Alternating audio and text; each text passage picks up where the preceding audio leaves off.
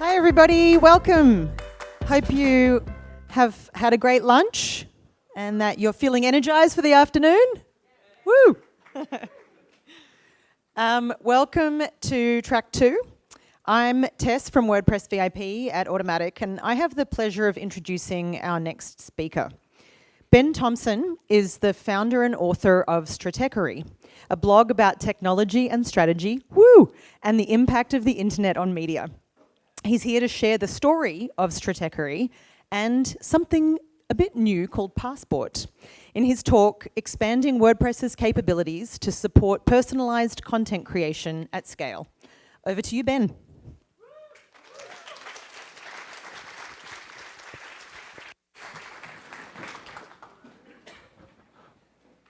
I haven't given, whoa, that's very loud. Number one, welcome to Taiwan. I have lived in Taiwan for a long time, which I'm actually going to get to in my story.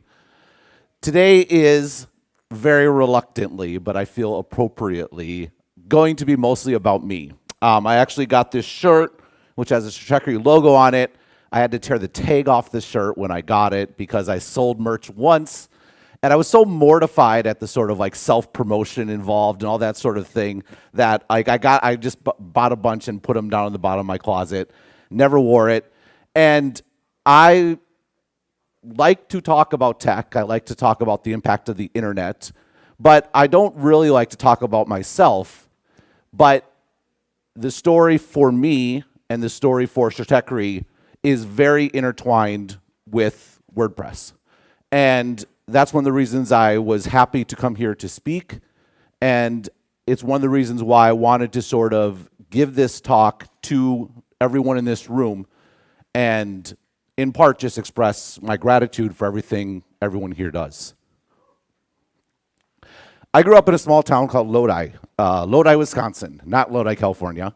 Lodi, Wisconsin, it's about 30 miles north of Madison. If you see the sort of crosswalk there and the stop, that is the main intersection in town, as in there is not a stoplight. It is a, I grew up a great childhood. I have no sort of real complaints, but I was in a sort of world that we knew San Francisco existed, we knew New York existed, maybe some people in town had been to Chicago, but really no sort of awareness or acknowledgement or impact of sort of the rest of the world or business or technology. This is in the 90s, the internet was taking off, and I was so intrigued by this idea that you could learn anything. I was the first person that I knew to sort of get online, thanks to a cousin when I visited him in California. Like, this is incredible. It's the first person I knew to get an email address. But this interest wasn't really matched by any sort of like career aspirations. There was no one in my life that did anything like that. No one, went off to college. Like, for me, like the big aspirational thing, if you were sort of smart and you could really pull it off, was to go to the University of Wisconsin, which is what I did. And there, was super into it. Like, .com was exploding. I stayed in the dorms 2 years. Most people stay 1 year because the dorm had a T1 connection, which was amazing. Napster came out when I was a freshman in college, and like just very, very exciting, very into it. But it's interesting looking back where my mind was. What I should have done is I should have packed up and gone to San Francisco and worked in tech and seen what happened. But it just never occurred to me. I was going to maybe like the aspirational goal that occurred to me was maybe I would go become a professor or do something like that. My last few years of college, I worked for one of the student newspapers called the Badger Herald. I couldn't find any appropriate pictures. I had to take a Google Maps picture of the building that it was in. It was up on the 3rd floor at the For Lease. That is another story about the impact of the internet on media that we're not necessarily going to get into. But one of the things I did at the Badger Herald when I was there, I was in charge of the editorial page my senior year, and there had been there's opinion columns and things like that. That's how I got started. I wrote an opinion column, but occasionally, every month, every 2 months, people would, the editorial board, such as it existed, would write some pompous sort of essay about world events that absolutely no one cared about. It was really just, play acting at being an editorial board. And I thought, what if we could actually make an impact? What if we could actually influence things? What that meant was we had to focus on what we could actually control. Or not control, but at least influence. So there was really three things. It was student government, it was like the university administration, and city government. And maybe state government was in the right city, but that was even getting a little big. And so we set 5 goals. There's 5 things we want to change. This varied from things like this sort of attitude towards like free speech on campus, drinking laws, like certain legislations that was in front of the city council, like so very practical things to some philosophical things and sort of a mix. And what we did is we wrote an editorial every single day. 4 days a week, and the 5th day was for letters to the editor. 4 days, we would write an editorial every single day about one of those 5 topics. Now, this was kind of a crazy goal, I'd never been done before. The reality was the editorial board was theoretically authoring these. I actually authored like 85% of them. And it turned out, number one, I love to write. That idea of writing every day was very invigorating.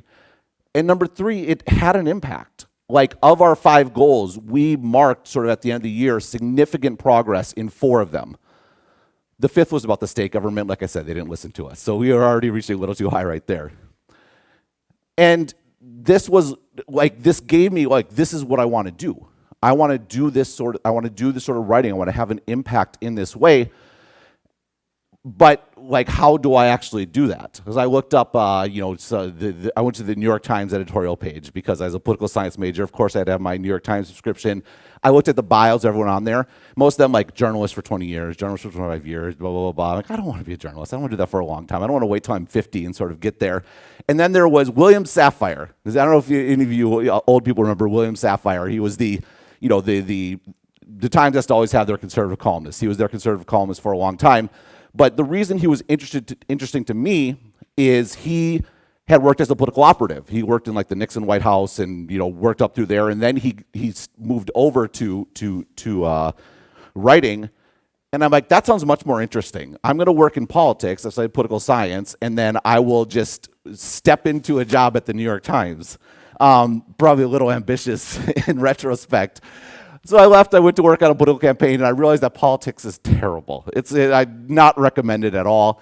I worked there for a few months, and then I'm like, it made my skin crawl. I was working on a campaign, and I just sort of bailed out. And so I'm sitting in but in the meantime, like, I still wanted to write. Well, so I started a blog in 2002 when I graduated on Blogger. And then when I graduated, sort of a year later, of course my blog had been not maintained. A year later, I'm like, I need to start a blog again. So what software should I use?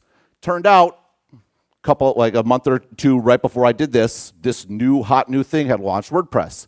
I don't think that's what it looked like in 2003. That was as far back as I could get on the Wayback Machine. So I started a WordPress blog. And I started a WordPress blog, I thought, to sort of articulating my views of the world. Of course, everyone's going to be so interested. But actually, I didn't know what to do with my life. And I was working at the Center for the Deaf and Hard of Hearing, like teletyping their calls. Of course, I was still the pretentious political science graduate, so I had my New York Times subscription. And I was reading an article about a bombing in Saudi Arabia. And they interviewed an English teacher there. And I'm like, I could be an English teacher. That doesn't sound so bad. It turned out I didn't want to go to Saudi Arabia. Kind of wanted to go to Japan. I missed the deadline to apply for their English teaching program. The government won by a day. And a friend's like, oh, I just got back from Taiwan. Or my brother just got back from Taiwan. He thinks it's great. It's fantastic. Talk to him. He's like, yeah, I'll hook you up. I'll connect you with people. And so my blog mostly became documenting my time in Taiwan. And that's what I was doing. I was teaching kindergartners their ABCs.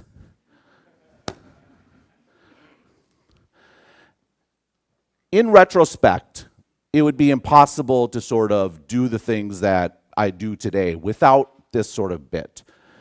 I just articulated all these goals, all these ideas that I had, all the things I wanted to do that were completely unrealistic and out of touch. I was, I'm going to just step into the New York Times. I'm going to go become a professor. I'm going to do sort of X, Y, Z. And I literally couldn't come up with anything better to do in the meantime than teach English. But it turned out teaching English was pretty great. You had actual tangible impact on kids' lives and on sort of their outcomes. And I had to sort of accept, look, if that's all that happens, that's okay. It's okay. Just be a good person, work hard, change someone's life, even if it's only one or two, and everything's going to be fine. Anyhow, not to dwell too long on my English teaching, the question is, how was I teaching the ABCs and end up in the same country, but in a very different sort of role, standing here on stage at sort of WordCamp 2024 with a full crowd, everyone, very excited to come, which I appreciate in my own branded shirt that I'm very embarrassed about wearing. I went through, here I owe my wife a lot. She was like, all you do when you come home is read about and talk about tech. Like, why did you not go work in tech? And I'm like, it honestly never occurred to me. That wasn't something people who grew up like me did. And so I'm like, well, I'm going to sort of, what's the fastest, shortest route to legitimacy in the U.S. job market? Kind of researched a little bit. Oh, I have to get an MBA. Now, I'd grown up on the web, in the tech web, and MBAs were the worst. And having gotten an MBA, most of it's true, to be totally honest. But I went back to the U.S. I got an MBA. I had the opportunity to intern at Apple.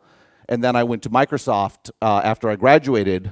And I had a couple friends from sort of business school that were like, you have so many opinions and so many takes about tech, and they're good, they're interesting. You need to start a blog. I'm like, I've started so many blogs. I'm like, am I really going to do another one? But, there was other things going on. My wife was from Taiwan. We kind of wanted to come back. And it's like, well, this is what I want to do. And then something, I saw all my compatriots from when I graduated. I graduated at the same time as like Ezra Klein or Matthew Iglesias, two people in politics that are my age. John Gruber had started Daring Fireball about Apple in 2003, about when I graduated. And I'm like, man, I could have been doing that, but I let my blog die.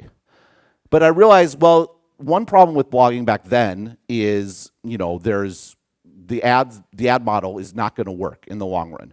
And my analytical mind says that's going to be an issue, but a new company had come along called Stripe that made sort of subscriptions possible. And I'm like, I think there might be a model to sort of help people, to massively increase your average revenue per user and actually build something so I could be in Taiwan in a long time. So what did I do?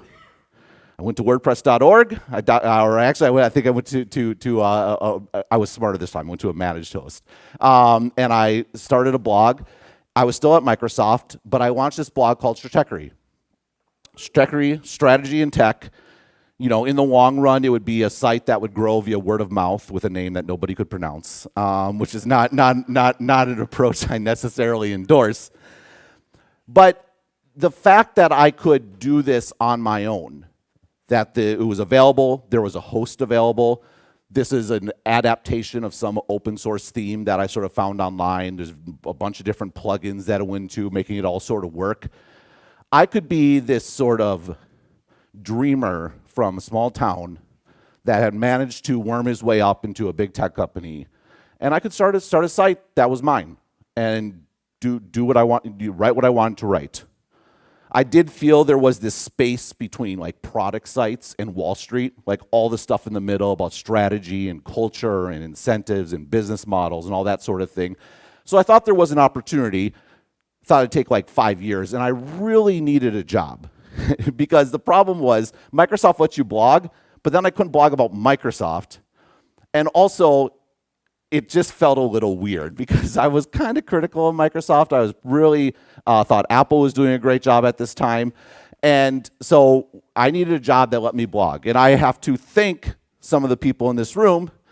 This is actually not my first WordPress or my first WordCamp. The last time I was at a WordCamp was at WordCamp Indonesia. And there is one of my Automatic t-shirts. I had a chance to come work for Automatic. And at Automatic, it was actually kind of funny because I was on the team that eventually shifted to doing Project Gutenberg. I was not an engineer, so I had literally nothing to do. So I kind of wrote a lot of Stratechery. So I appreciate the forbearance as I was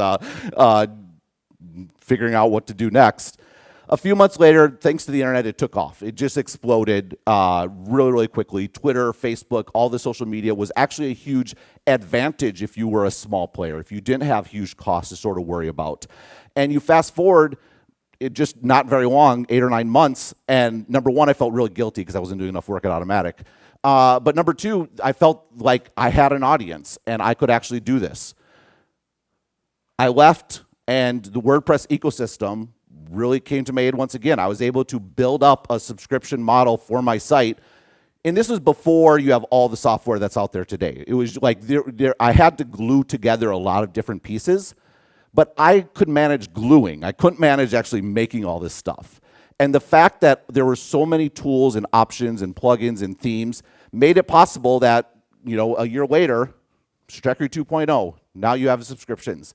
And if you like what I write, I'm going to give you more, sort of, if you subscribe. Fast forward to today, Stratechery has been running for a decade. There's a whole host of there's a host of products, a bunch of podcasts. I have a chance to do interviews with amazing people. I've had Matt on before. I've had other tech CEOs like Mark Zuckerberg, Satya Nadella. I've interviewed lots of startup founders, analysts, and then to know that people sort of all over the world are reading and consuming this, and it has a big impact, and turned out to be a lot more financially lucrative than I thought it would be, full disclosure.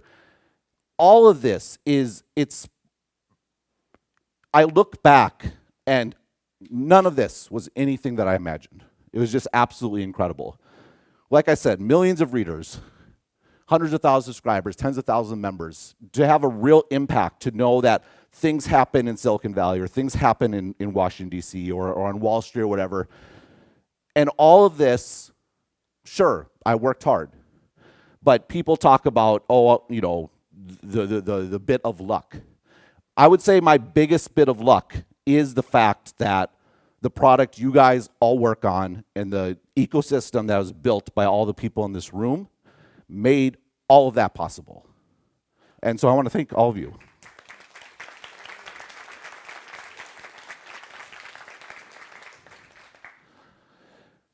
Anyhow, one of the big theories that I write about is one of the big themes of Stratechery is this thing called aggregation theory.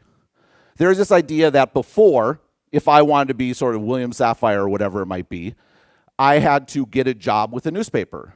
Why? Because you have to actually get the product in front of people. And you need printing presses, and you need an advertising ecosystem, and you need like classifieds, and you need delivery trucks, you need all these sorts of things. And that gave a lot of power to anyone that controlled the sort of distribution. How do you actually get stuff in front of people? The internet completely transforms this. WordPress has played a part of this, but just the idea that everyone has free distribution. Everyone can distribute. The problem with that, and this goes to my bit before about advertising going to zero, there's infinite content. If literally anyone can do it, everyone's going to do it. And you're going to get tons and tons of stuff.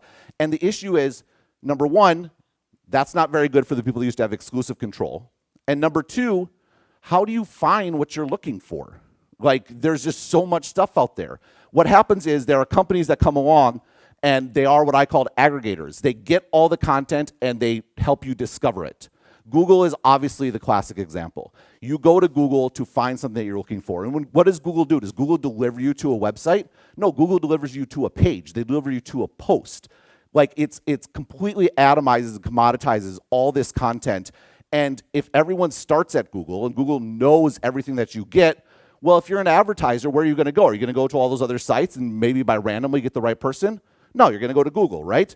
And you could have a similar thing with sort of Facebook. You go to Facebook, and Facebook is total commoditization. You have a 6-month investigative report from the New York Times, is a little box on there. And then you have a picture of your niece with their new dog. And it's like literally the same size. It's total commodification of content. And the big challenge for publishers is if you're stuck in that, if you're behind the aggregator, if you're behind Google, you're behind Facebook, you're in big trouble. Your only answer is just churn out more, churn out more. What happens if you churn out more? The quality goes down, quality goes down. People aren't particularly interested. And you end up just scrounging around for pennies and getting all the crap that's on the internet today. So what the brilliance or the appropriate response for a publisher is you have to connect directly with customers. You have to go around the aggregator. You have to build a direct connection. And that is what Stratechery was. And that's what newspapers have succeeded, like the New York Times, has succeeded by building direct connections with customers. And again, tools, software were available to help me do that. Obviously, more have come along since then, many of them sort of modeled on Stratechery. And that's a great thing. But I wanted it to be a little bit better. One of the challenges, and I go back to that post of WordPress started in 2003, the only means, it was amazing that any person could start a blog, but the functionality was you wrote a post and you broadcast it to everyone. Everyone got the same thing. And so I would write about in the context of this, if you want to succeed on the internet, you have to build a direct connection with customers. But the direct connection with customers wasn't actually a direct connection. It was just a much smaller broadcast. And so as I was thinking about this, how can I make Stratechery better? What is sort of missing? What's the missing hole? How can I build a direct connection with customers that actually sort of realizes is like the second piece to this idea of, yes, anyone can write, but how can you actually build sort of a direct connection? This is what led to, over the last 3 years, or 3 to 4 years, I've been working on this new piece of software called Passport. Passport is what powers Stratechery right now, in addition to WordPress. WordPress does all the WordPress sort of stuff. What sort of Passport does is all the things about connecting with my customers. So number one, there are 5 free channels. We all think about the web, but by free I mean sort of not free as in beer, free as in speech. You have access to the web, you have access to RSS, you have access to podcasts, which is basically RSS, but we're going to call it a different thing. You have access to email, and you have access to messaging. Now, messaging is a great example of it costs money, but you can send a message to sort of any sort of phone number. The first thing Passport does is it makes sure you can communicate with all your customers via those 5 free channels. So you don't have to go and get an integration here and an integration there and make sure stuff glues together and moves around. It's all part of one thing. You should be able to have a post, have some content, and distribute it in whatever way sort of makes sense, and be able to meet your customers sort of wherever you are. The second thing is you want to deliver that sort of tokens and sort of customized experience. What do I mean by tokens? Well, you're sending out all, this idea came, when I first built the sort of podcast piece of this. It was actually a different product that sort of evolved into what it is now. The way you do paid podcasts is it's security by authentication, right? You give everyone a unique URL. And so everyone has a unique URL that they add to their podcast player, and they can get sort of the podcast that they paid for. It sort of occurred to me, if every single person has a unique URL, why should every single person get the exact same content? You should be able to, just as a basic sort of thing, if you go into your podcast, it has your subscription information. If your subscription is expired, you can let them know via podcast. If you have other podcasts, like say I have Sharp Tech, I have Dithering, you should be able to put a link in there. You click that link and you can immediately download the podcast without having to search in iTunes or go back to the website, all these sorts of things. We can do this because Passport tokenizes everything. Everything is unique to that customer that they get. If you get an email from me, every link that goes back to my site, you click that link, you get to read it right there. You don't have to log in. Why? I know it's you. I sent that email, unique to you. Every link is tokenized. You click that link, you're logged in right away, or via a podcast sort of thing. And this is something that we've barely scratched the surface of, but to me opens up this entirely new sort of opportunity for having content that one person can create for anyone, but then can sort of customize it and deliver it to all their users and have much more of that sort of direct connection. All this functions through something called sort of entitlements. Entitlements is just basically this idea. Think about a passport.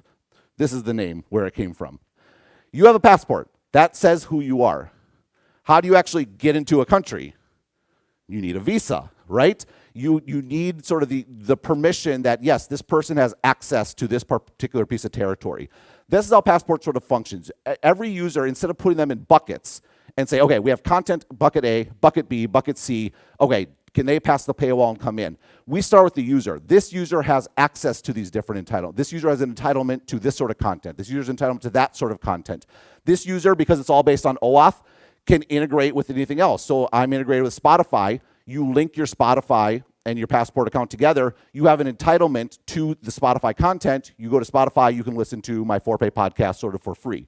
This sort of flipping it on its head from being content first to user first, and users have sort of visas where they can go, enables, again, we've just built a little bit, but in the long run, this idea that you could sort of connect to all sorts of services, you can deliver all sorts of content that, again, is unique and special to the user and is something that a single sort of a small team or a single person can do without needing massive infrastructure and connections and all these sorts of things. You can make arbitrary plans. I do things like corporate plans, like the Microsoft plan or whatever sort of XYZ.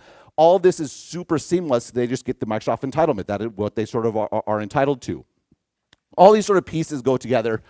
Membership management, distribution, sort of a paywall, single sign-on, Stripe payments built for WordPress. And the goal is I wanted to deliver a great experience to my customers that is personal to them, that lets them feel like they're connected with Stratechery. It's just not getting access to a blog with an annoying paywall. It's something that is unique to me and is something that can grow and have more opportunities sort of going forward. What's particularly exciting is, like I said, I personally feel like this was sort of a bit of a hole.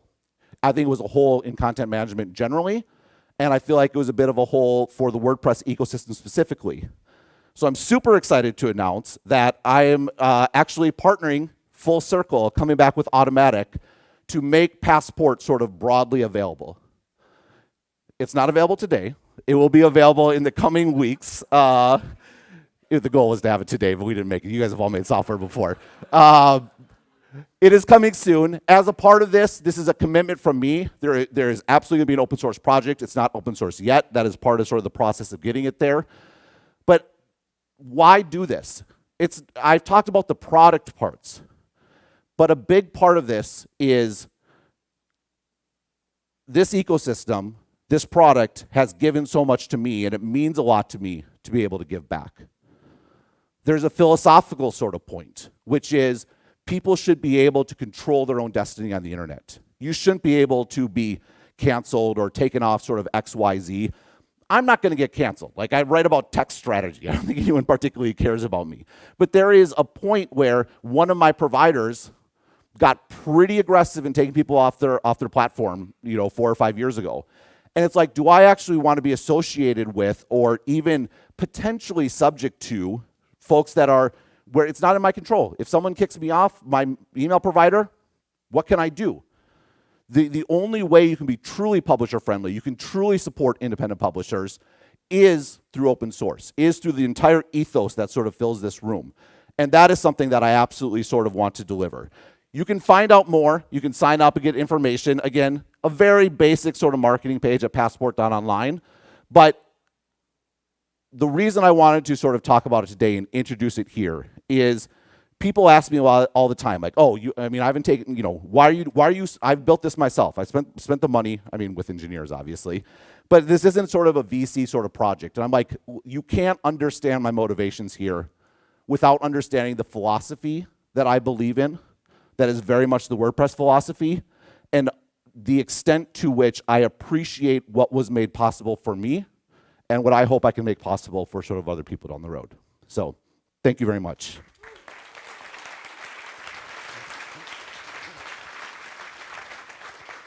Thank you so much, Ben. We have some time for questions. I bet there is at least one question. Down here in the front. We've got a microphone coming.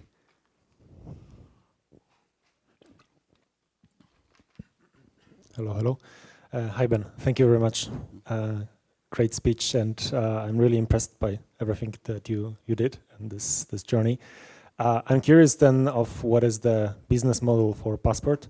You're saying that it will be open source, but does it also mean that we can switch the providers, like we can switch the Stripe payment or like the SMS provider? So Passport from the very basic is meant to be publisher friendly. Now there's lots of subscription providers that talk about being publisher friendly, and I think they are very sincere.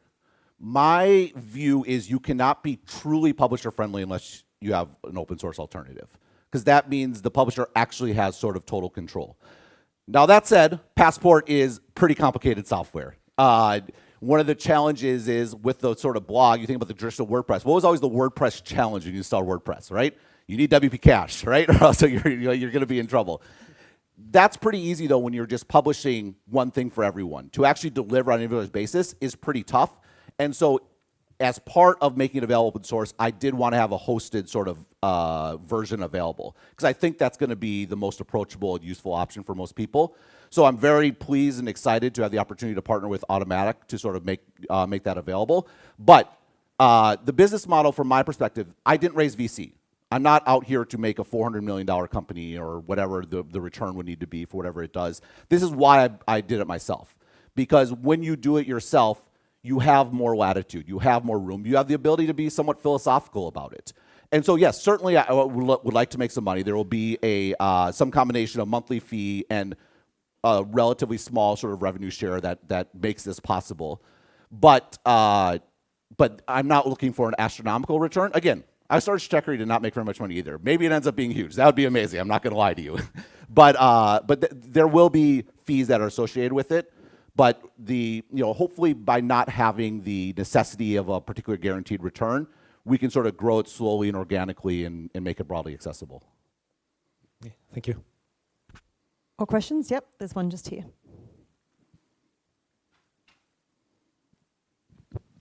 Hi, Ben. Thank you. Finally, good to see you after 8 years. I'm a big fan of your content and everything you do. Not a question to Passport, just intrigued if you're hiring. Intrigued what? Hiring. You are welcome to email me and make the pitch.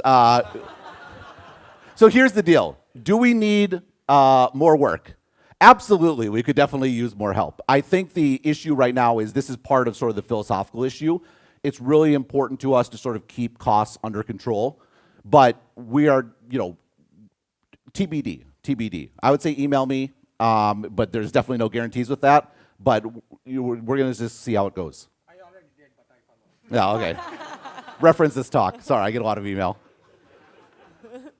I give a whole bit about philosophy of life and how you survive. One of them is you have someone else mostly check your email, so I'm going to blame him. But yeah. Just stick up your hand if you have a question. Down here in the front. Hi, Ben. I think a lot about my information diet. I think a lot about inputs and outputs, creative outputs being writing, for example, and inputs being some of the content I might consume through Passport, like a podcast. You have a lot of output. You're creating a software startup, you write a lot, you podcast a lot. What are some of your inputs? It's a good question. I am, and you could probably pick this up going back to the history that I told you about. You hear about sort of information, sort of omnivores or information or whatever the word sort of is. That's been me from a very young age. There's pretty much no moment of time other than I'm like sort of with my family that I'm not reading or sort of consuming.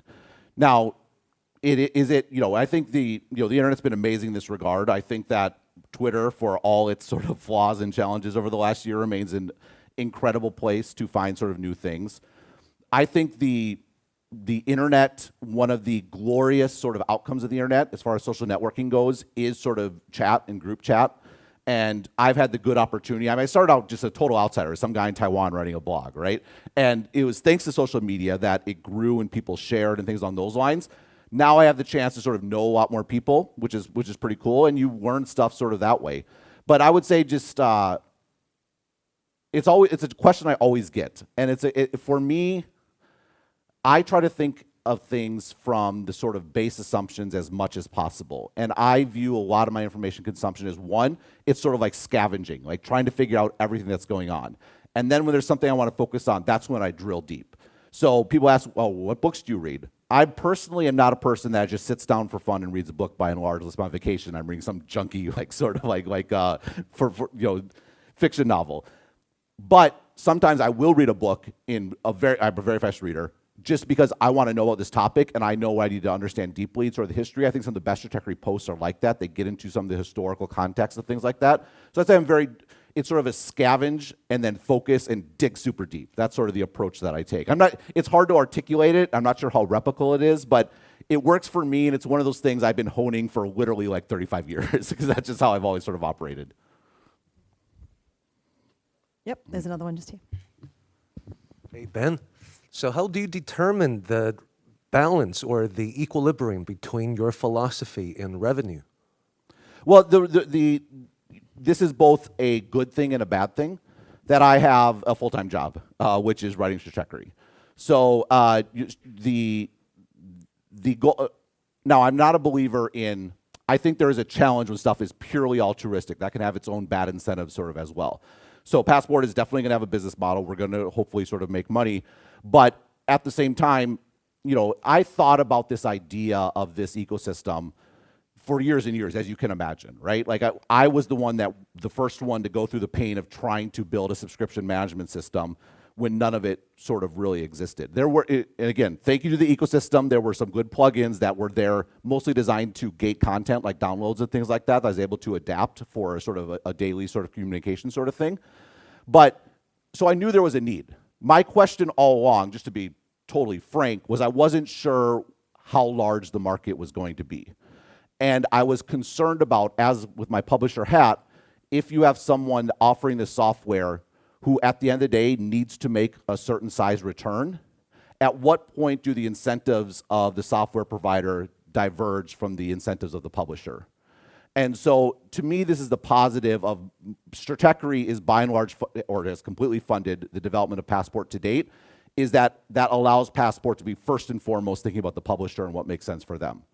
Now, I'm not going to promise or guarantee how that's going to turn out in the long run. Maybe this is something that I think the software is actually exceptionally capable. That aspect determined your approach? Oh, extremely philosophical. This is fairly insane financially, to be clear. I mean, again, I'm fortunate thanks to Stratechery I can afford it, but really the driving thing was not just the need for the software, but the real sense, particularly 4 to 5 years ago, that publishers and the WordPress ecosystem needs an alternative that is for people that, you go back to when WordPress started. I won't speak for Matt or whatever, but this sort of idea that like there was various contexts, all content should be free, right? Everything on the internet is sort of free. I was very sort of, I didn't believe that when I started Stratechery, and I would get in sort of like, arguments about it that no, I think that the definition of free can differ. Free as in beer is not necessarily a requirement. Free as in sort of speech is. And that's sort of the core thing that is undergirding the motivation. That I want people to have expensive beer, but be able to sell whatever beer they want. We've got time for a couple more questions, if there are any. Yes, just behind you here. Can you, yeah. More ad hoc, just because you keep mentioning beer. Do you have a favorite craft beer bar in Taipei then? Yes, Taihu for sure. The one in the blue can is, I apologize to my fellow, the other people from Taiwan here, the only good IPA in Taiwan, but it is actually quite good. So tonight is, as I've gotten older, you saw that picture of me when I was much thinner and much younger and had all dark hair. I have, as I hit my 40s, had to give up, not drinking nearly as much, except for Friday nights when I go to the grocery store and I buy some of that beer, and I'm going to go get some tonight, and I'm already looking forward to it.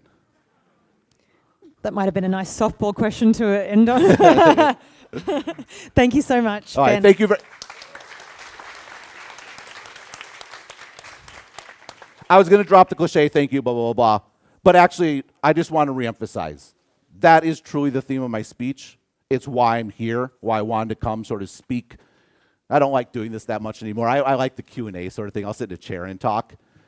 But this project and this ecosystem has changed my life. So thank you. Ben, we also have a speaker gift for you thank from the you. organisers. Thank you so much.